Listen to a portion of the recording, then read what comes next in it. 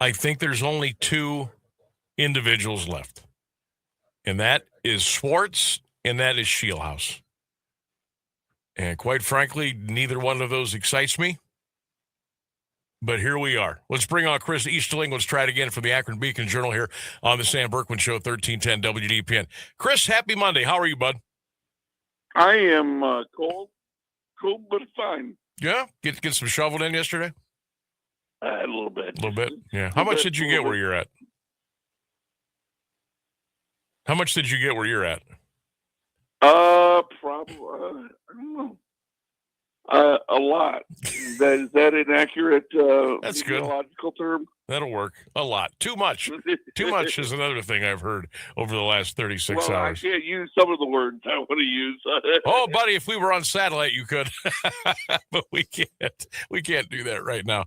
All right, Christopher, get us up to speed with what's going on up in Berea. It looks like it's going to be Shieldhouse or Schwartz. I don't know if there's a mystery candidate out there. We'll get into the process of how they're handling all these things, but as of right now, almost 3:40 in the afternoon, where are we sitting with the search, and who's the new guy going to be and when? You know, they're talking to Nick Shieldhouse today out in Los Angeles. And my feeling is he's the favorite to be the next head coach of the Cleveland Browns. That's not to say it's a done deal, not to say that it was done before they landed in LA, but I think they were really impressed with the first time they talked to him, and now getting a second, you know, I don't think this is a formality, but I think he comes out as if you would say, the betting favorite. Yeah.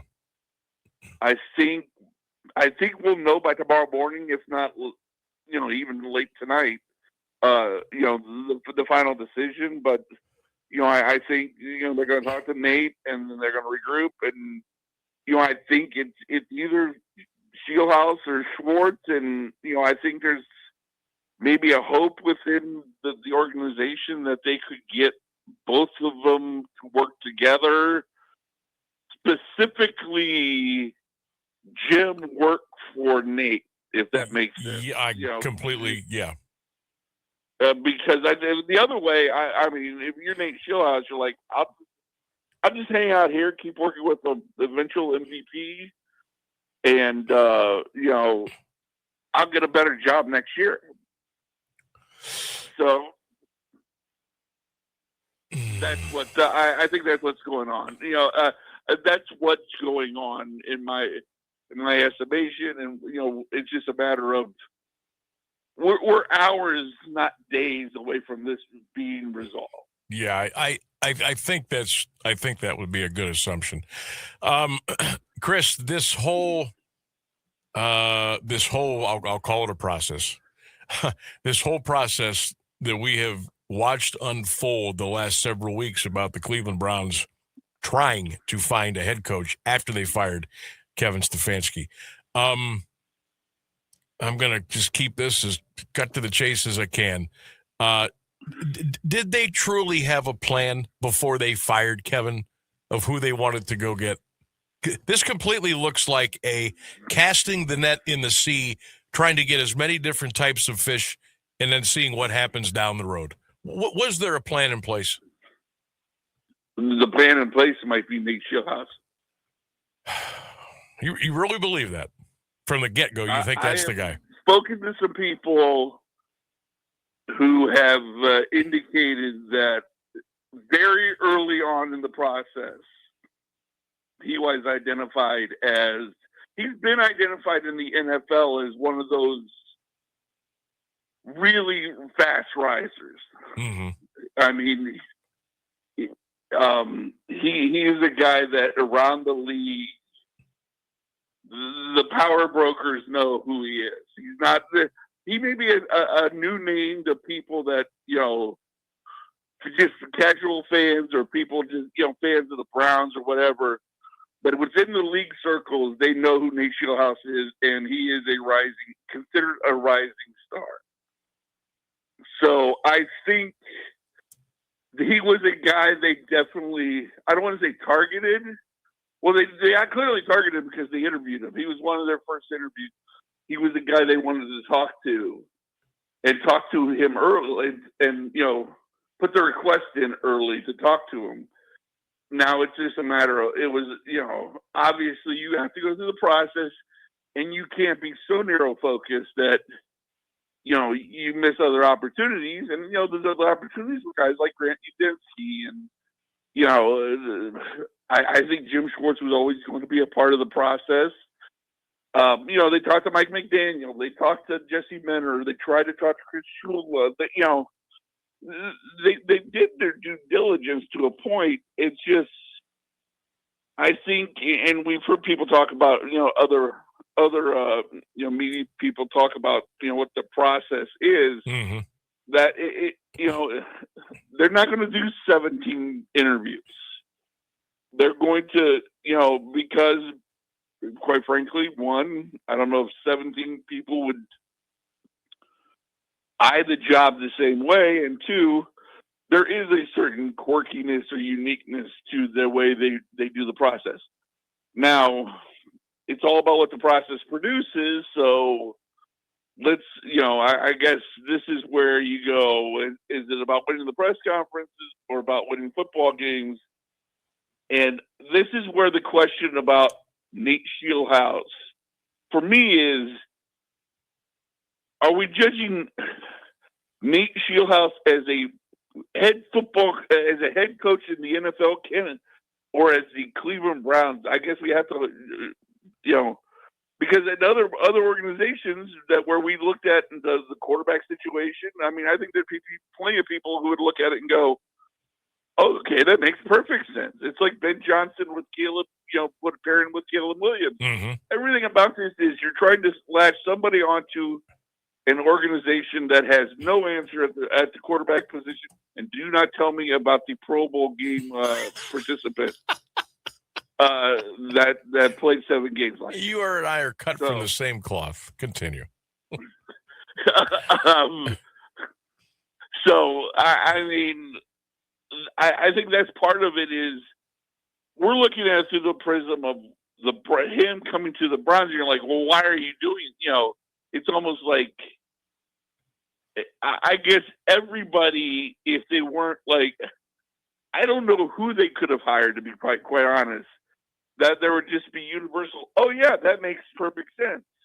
Because other organizations, if they would have hired Nate Shieldhouse, you're going to hear people, national people, who look at it and go, that's a great hire. But the question always is going to be about, what can the Browns do, the Browns roster? What can Andrew Berry do to make sure his handpicked coach, because he didn't handpick Kevin Stefanski. Right. Can his handpicked coach do with the roster he gives them?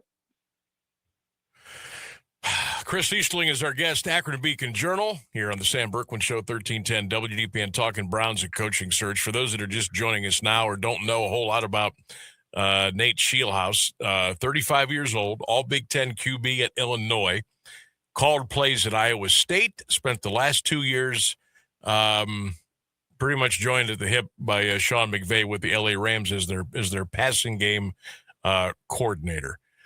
Let me say something. Let me say something right here. Yep. To kind of look, he's taking the same path that led Liam Cohen to the Jaguars, and we've seen success. Kevin O'Connell to the Minnesota Vikings. Look, your miles may vary on this next name, and I would not dispute any of your Zach Taylor to the Cincinnati Bengals. Those are all coaches that have followed the same path that Nate Shieldhouse has. In some way, shape, or form, in terms of through the McVay tree. Continue. I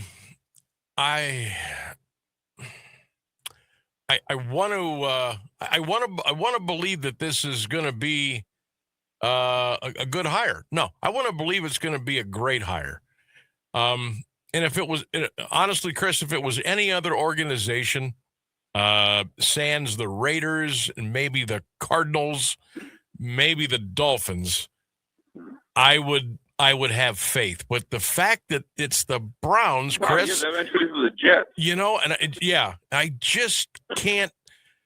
I'm just having a hard time buying what's coming out of Berea as far as how they're doing things and what they've got their eyes on.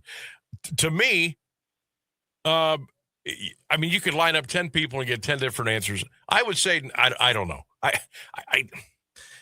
just don't know if this was the time for this franchise to go hoping and reaching for the next, Sean McVay or Sean McVay prototype. You know what I'm saying? Like, I think at some point they have to bring in a head coach who is an alpha dog and knows how things are done. But that kind of guy will never come to Cleveland and work for the Haslams or Andrew Berry. So this is what we've got. Am I off here or no? And this is nothing against Shieldhouse. Nothing against him at all. It's just from the big picture, to me, it looks like you don't want somebody to come in here with a backbone and stand up to you, so you're going to bring in a guy that you can manipulate. Pushback. He was going to be the next Iowa State football coach if Matt Campbell had left 2 years ago. Yeah. Well, he was going to be a head coach. He's one of those guys that everybody he's coaching, he was on that fast track to be a head coach. And I guess the thing is, we're pinning on Nate Shieldhouse Brown's anxiety. Right. And that's probably unfair, but that's just the way it is, It is, but it is unfair. It's ultimately unfair. That's where I say winning the press conference, it's about winning games. And I guess at this point, what's going to be better with Jim Schwartz? Jim Schwartz isn't going to. Well, that's not a guy that I was jumping up and down for them to hire full time either. To be honest with you. No, I guess that there's just. I don't know what the.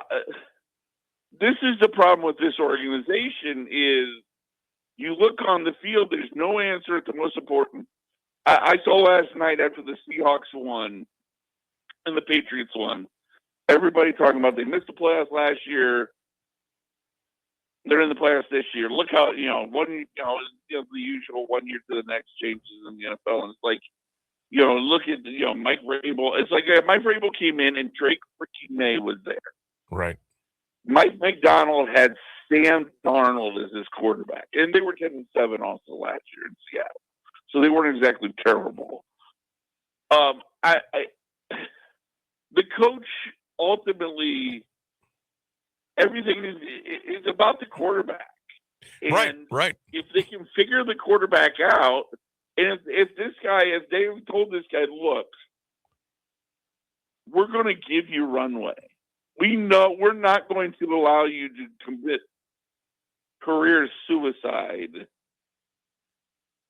coming here because we know we don't have a quarterback, even though they just, they fired the previous guy, even though they didn't have a quarterback, to make him the fall guy for it.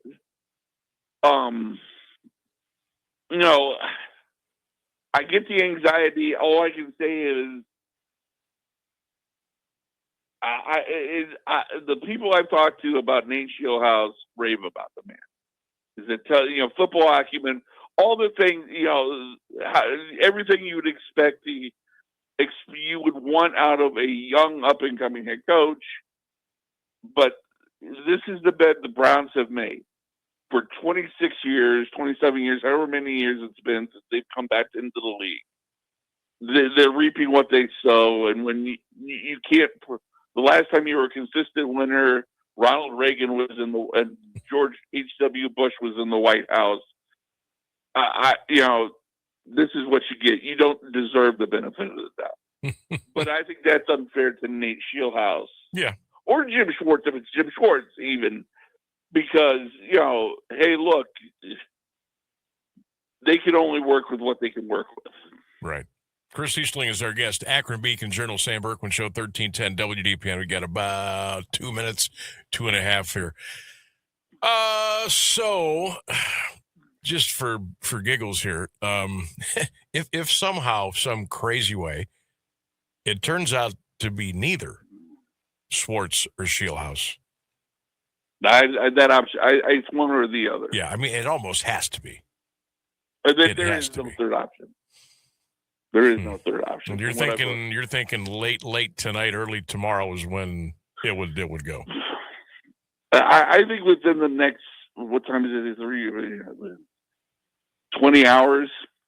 Okay. I mean, my guess is it will be done and dusted, and we'll know who the next Browns head coach is. And like I say, I think it's going to be Nate Shieldhouse. I mean, there's always that 11th hour curveball, and it ends up being Jim Schwartz. But I think we're the home stretch.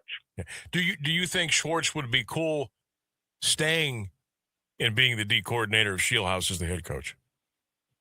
I think that's one of the things that the next several hours, I think that's one of the things that has to be finalized. Interesting. If it was because I think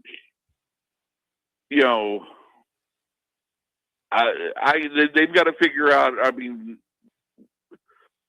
look, I get it. You want to appease Jim because he's one of the best defensive coordinators in the game and all that. He's got the respect of half the locker room at least because of what he's done the last 3 years. But at the same time, if you think Nate Shieldhouse is your answer, because here's the answer.